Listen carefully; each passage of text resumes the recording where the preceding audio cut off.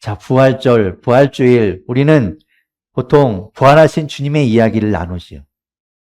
예수님의 무덤이 비어있는 그 빈 무덤에 대한 이야기, 예수님의 부활을 증언하는 천사들의 이야기, 그 예수님의 빈 무덤을 본 제자들의 이야기, 그런 것들을 나눕니다. 그런데 오늘 우리는 부활을 말씀하시는 주님을 함께 나누려고 합니다. 부활이 무엇인가를 말씀하시는 그 주님, 그리고 그 부활이 지금의 나와 어떤 관계가 있는가, 어떤 상관이 있는가를 나누게 될 것입니다.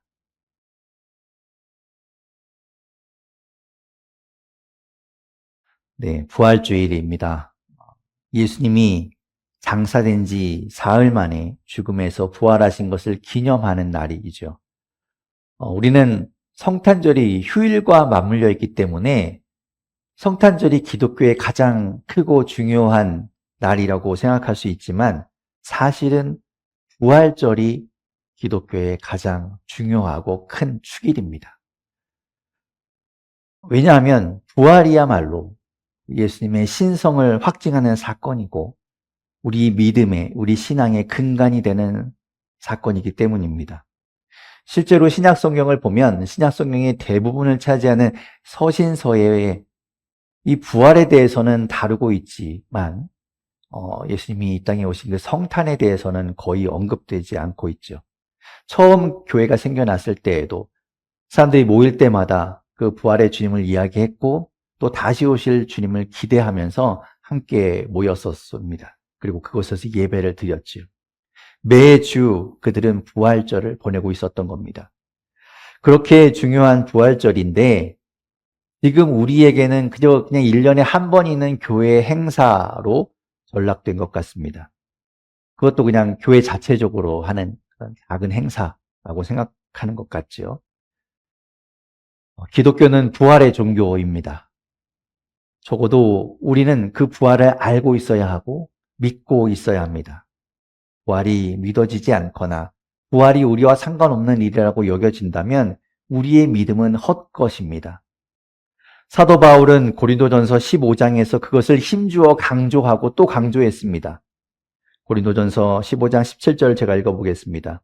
그리스도께서 살아나지 않으셨다면 여러분의 믿음은 헛것이 되고 여러분은 아직도 죄 가운데 있을 것입니다. 아멘. 그리스도께서 부활하신 것이 우리의 믿음의 그 뿌리가 되는 것입니다. 우리 주님 예수 그리스도께서 부활하셨으니 다시 살아나셨으니 그 사실을 믿고 받아들여야 합니다. 그래야 우리가 구원받고 살아나게 되는 것입니다. 그 믿음이 흔들리지 않기를 바랍니다. 자, 부활절, 부활주일, 우리는 보통 부활하신 주님의 이야기를 나누지요.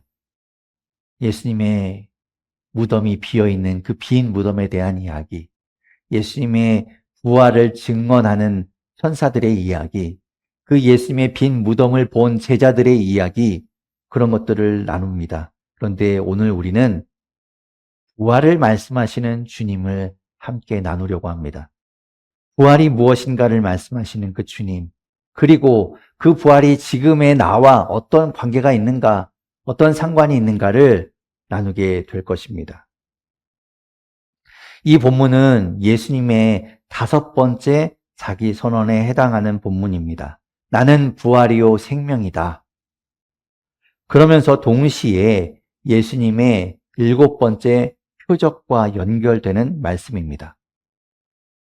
그러니까 요한복음에서 독특하게, 유일하게 예수님이 스스로 내가 누구인지를 말씀하는 그 사건과 예수님을 나타내는 표적 사건이 만나게 되는, 교차하게 되는 본문이라는 것이죠.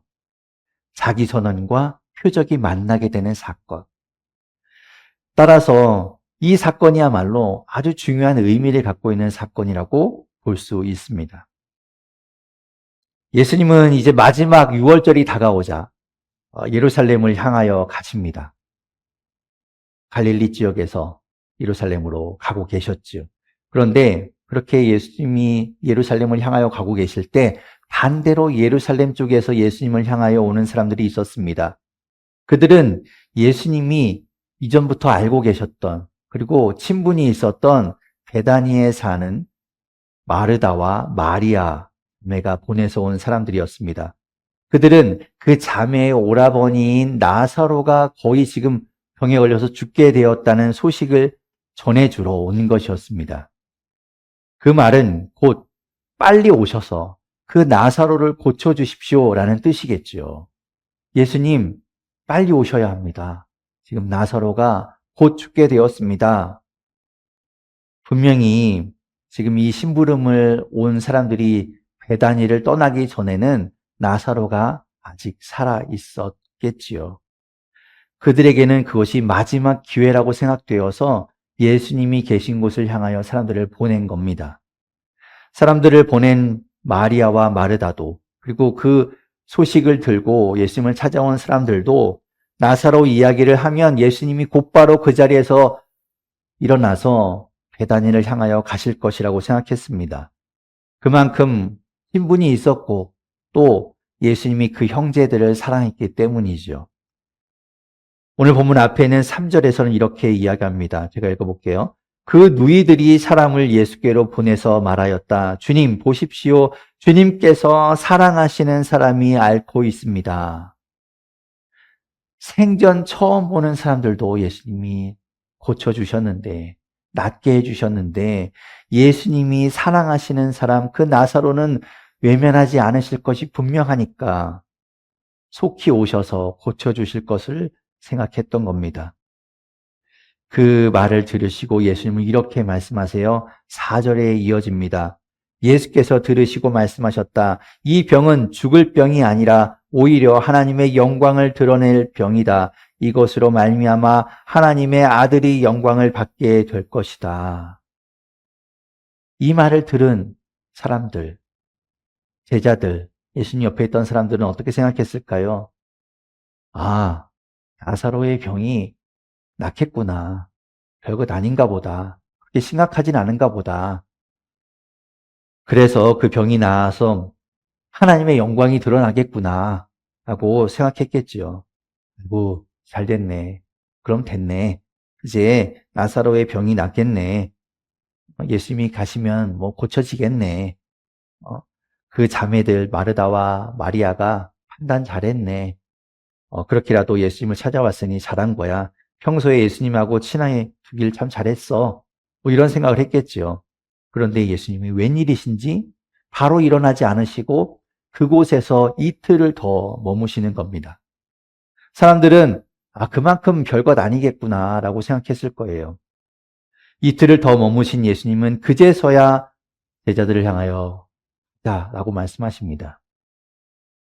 우리 친구 나사로는 잠들었다. 내가 가서 그를 깨우겠다.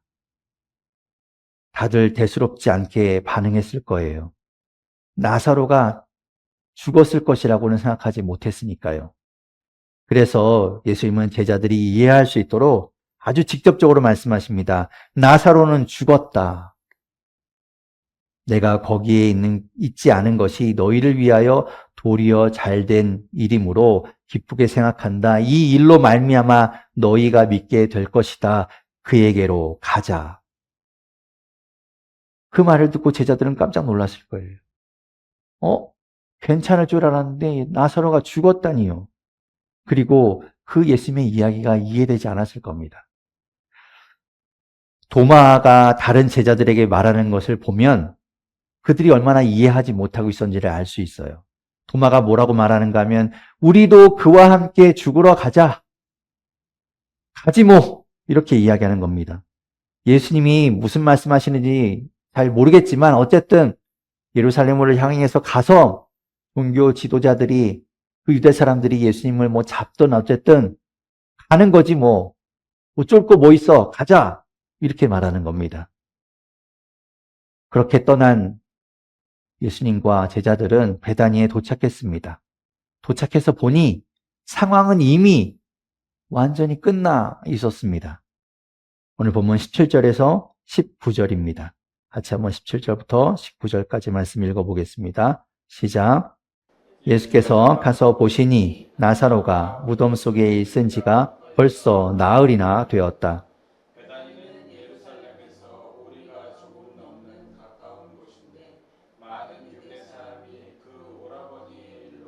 마르다와 마리아를 위로하러 와 있었다.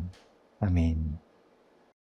제가 상황이 이미 끝나 있었다라고 말한 것은 이미 나사로가 죽은 지 나흘이나 되었기 때문입니다. 죽은 지 나흘이 되었다. 심부름꾼들이 베다니를 떠나자마자 이 나사로가 죽었는지는 모르지만 그렇다고 하더라도 4일이 지났으니 예수님이 계셨던 곳에서 이틀 계셨으니까 예수님이 계셨던 곳은 적어도 하룻길 떨어져 있는 곳입니다. 하룻길 떨어져 있다는 말은 곧 약 30km 정도 대략적으로 그렇게 떨어져 있는 곳이라는 거죠. 그곳으로 사람을 보낼 정도로 마리아와 마르다는 아주 절박했습니다. 그렇게 멀리 떨어져 있는 예수님을 당장 불러와야 할 정도로 말이죠. 그 소식을 듣고 예수님이 곧바로 오셨더라도 이 나사로가 죽기 전에 도착하기는 힘드셨을 거예요. 결국 나사로는 죽었고 무덤에 안장된 지 나흘이나 되었습니다. 이미 시신은 부패하고 있었어요. 하지만 이 모든 상황이 종료되었지만 할 수 있는 것이라고는 그저 그냥 장례를 잘 치르는 것뿐이었습니다. 베다니는 예루살렘에서 동쪽으로 약 3km 정도 떨어져 있는 곳에 있는 마을입니다. 예루살렘하고 굉장히 가까웠기 때문에 많은 사람들이 그 베다니에 있는 마리아와 마르다 집으로 조문을 오게 되었죠. 평소에 그 두 자매의 성향대로 마르다는 손님을 맞이하느라고 분주했고 또 마리아는 앉아서 생각을 정리하고 감정을 추스르고 있었습니다. 예수님이 오신다는 말을 듣고 마르다는 곧바로 예수님을 맞이하기 위해서 달려나갑니다.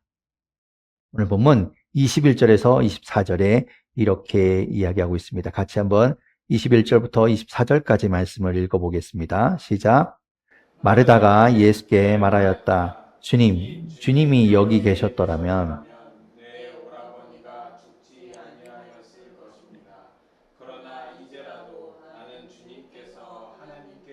하시는 것은 무엇이나 하나님께서 다 이루어 주실 줄 압니다.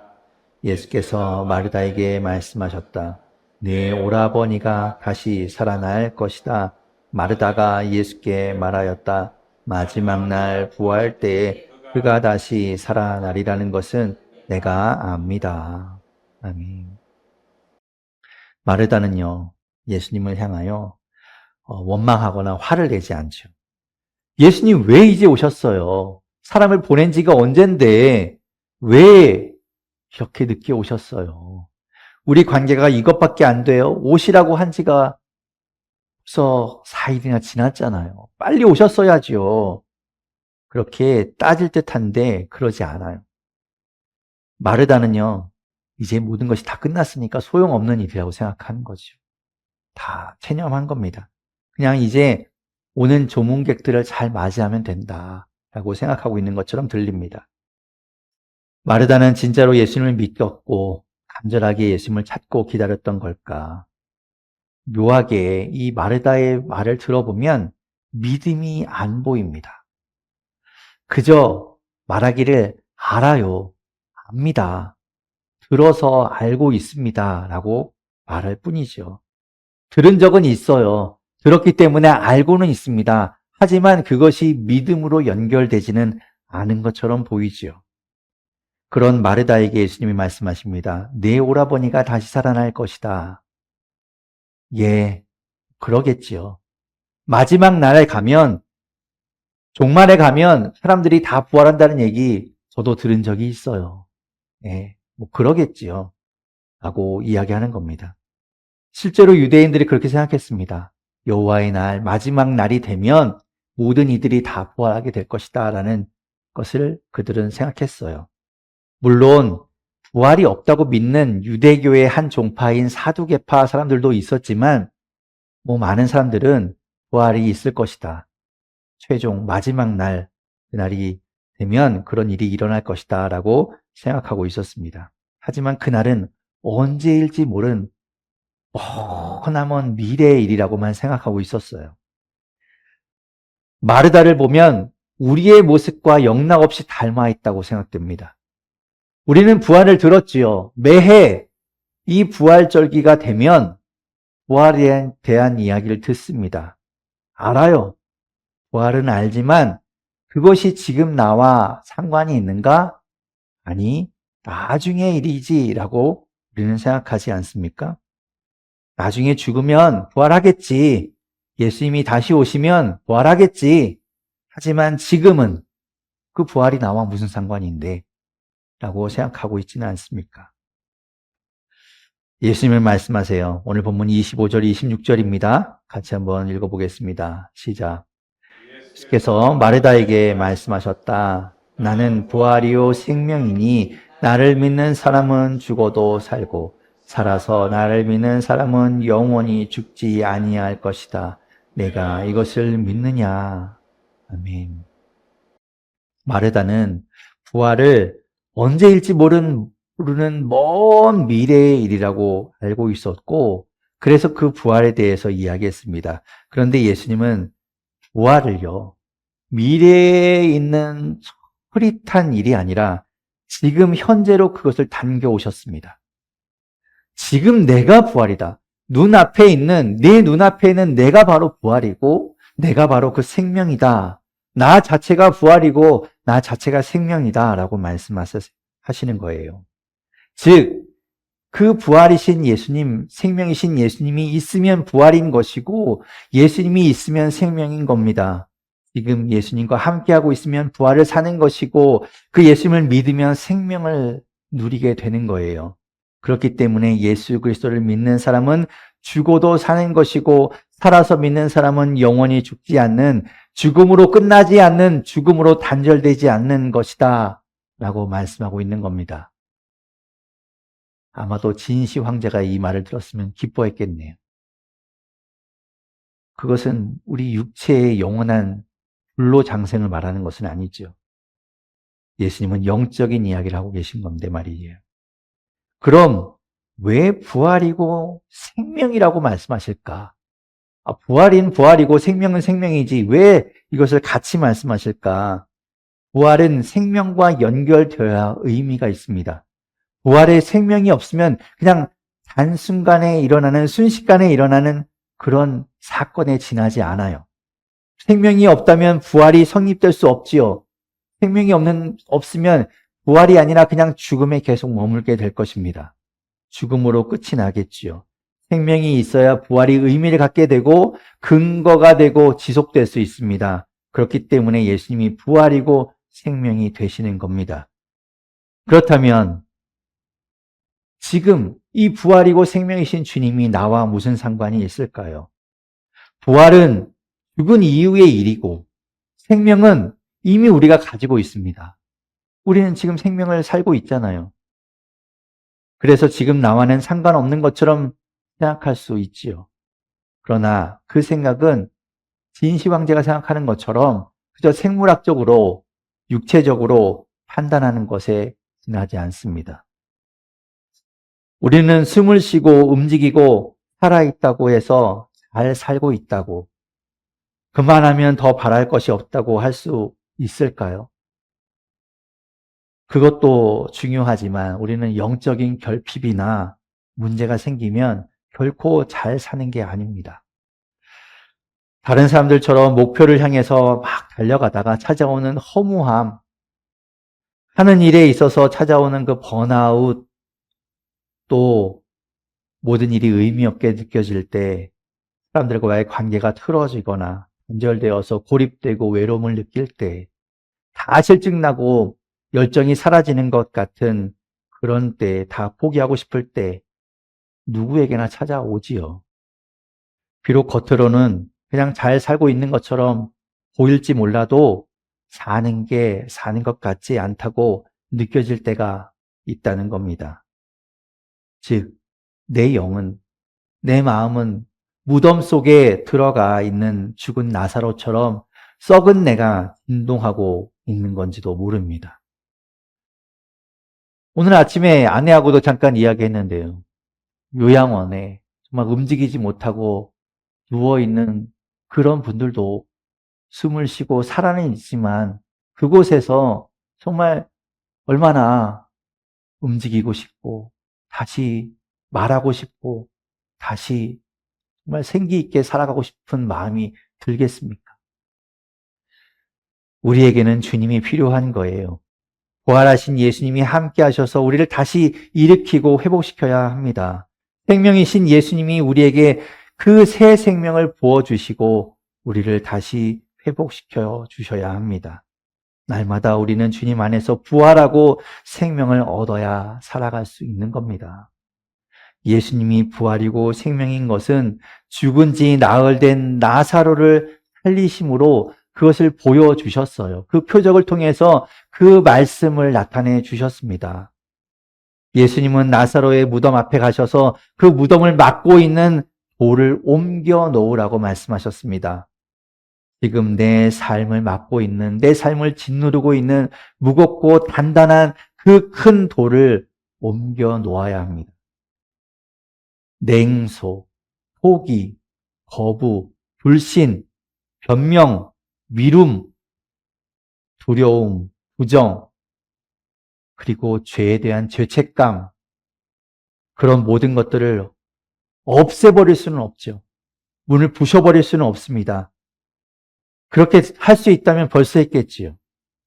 하지만 조금이라도 옆으로 옮겨 놓으라고 주님이 말씀하세요. 어떻게든 조금 옮겨 놓아. 내가 조금이라도 옮겨 놓기만 하면 주님이 그제서야 일하십니다.